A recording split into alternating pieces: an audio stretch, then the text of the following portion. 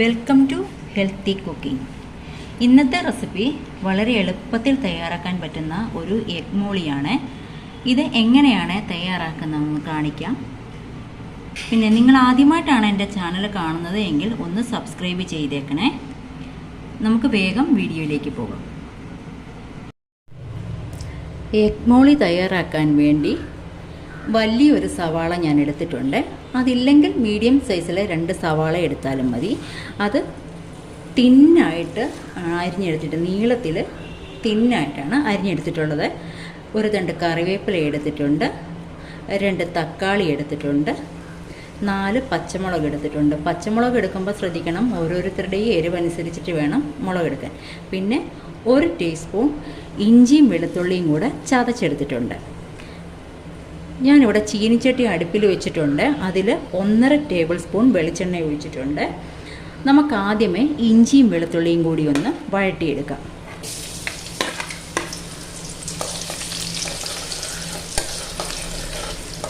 ഇത് നന്നായിട്ടൊന്ന് വഴറ്റിയെടുക്കണം. കാരണം ഈ ഇഞ്ചിയുടെയും വെളുത്തുള്ളിയുടെയും ആ ഒരു പച്ചമണം മാറി ഒരു ഗോൾഡൻ കളറായി വരുന്നിടം വരെ നമ്മളിത് വഴറ്റണം.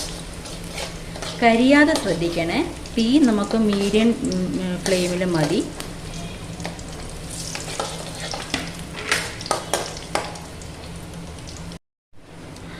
ഇതിലേക്ക് നമുക്കിനി സവാളയും കറിവേപ്പിലയും പച്ചമുളകും കൂടെ ചേർത്ത് വഴറ്റാം.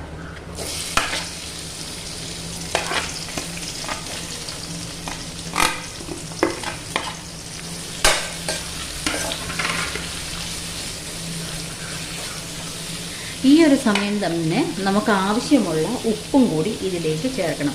ഞാനിവിടെ 1 ടീസ്പൂൺ ഉപ്പാണ് എടുത്തിരിക്കുന്നത്. നന്നായിട്ടൊന്ന് വഴറ്റിയെടുക്കാം.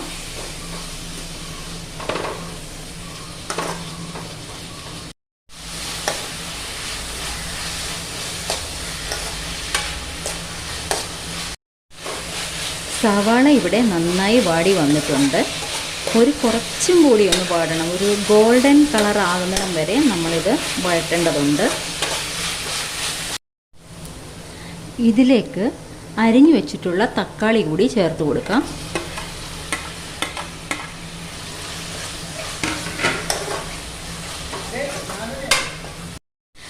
ഇതിനി മീഡിയം ഫ്ലെയിമിൽ ഒരു 2 മിനിറ്റ് അടച്ച് വെച്ച് വേവിക്കാം.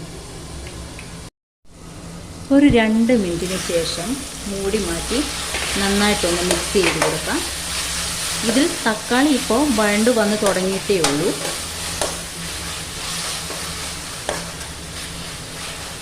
ഇതിലേക്ക് 1 ടീസ്പൂൺ മല്ലിപ്പൊടി, 1/4 ടീസ്പൂണിലും കുറച്ചും കൂടി കൂടുതൽ മഞ്ഞൾപ്പൊടി, 1/2 ടീസ്പൂൺ ഗരം മസാല. ഇത് ഹോം മെയ്ഡ് ഗരം മസാലയാണ്. ഇത്രയും ചേർത്ത് നന്നായിട്ടൊന്ന് മൂപ്പിച്ചെടുക്കാം. തീ മീഡിയം ഫ്ലെയിമിലും താഴെ വെച്ചാൽ മതി, കാരണം പൊടികൾ കരിഞ്ഞു പോകരുത്. മസാല ഇവിടെ നന്നായിട്ട് വഴണ്ട് വന്നിട്ടുണ്ട്. ഇതിലേക്ക് തേങ്ങയുടെ 2ാം പാല് ചേർത്ത് കൊടുക്കാം.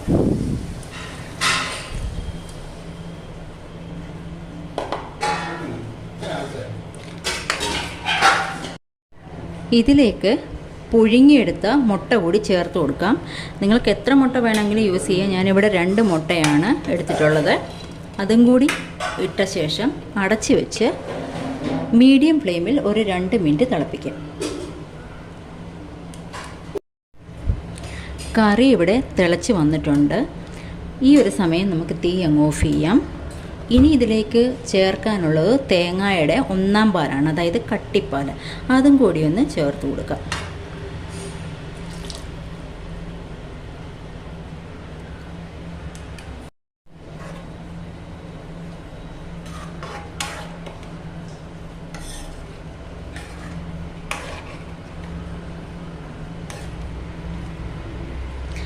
തേങ്ങയുടെ 1ാം പാൽ ഒഴിച്ച ശേഷം നമുക്കിത് തിളപ്പിക്കാൻ പാടുള്ളതല്ല.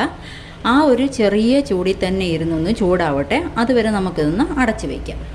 കുറച്ച് സമയം കൂടി, ഒരു 5 മിനിറ്റും കൂടി നമ്മൾ ഇതേപോലെ വെച്ചിരിക്കണം. നമ്മുടെ എഗ് മോളി ഇവിടെ തയ്യാറായിട്ടുണ്ട്. ഇത് ചപ്പാത്തിക്കായാലും അപ്പത്തിനായാലും ഇടിയപ്പത്തിനായാലും ഒക്കെ നല്ലൊരു കോമ്പിനേഷനാണ്. നിങ്ങളിതൊന്ന് ട്രൈ ചെയ്ത് നോക്കണം. വളരെ എളുപ്പമാണ് തയ്യാറാക്കാൻ. ഇത് തേങ്ങാപ്പാൽ എടുക്കാതെ തേങ്ങ വളരെ നല്ലതായിട്ട് അരച്ച് ഫൈൻ പേസ്റ്റ് പോലെ അരച്ച് ചേർത്തും എഗ് മോളി ഉണ്ടാക്കാറുണ്ട്. രണ്ട് രീതിയിൽ ഉണ്ടാക്കിയാലും ടേസ്റ്റാണ്.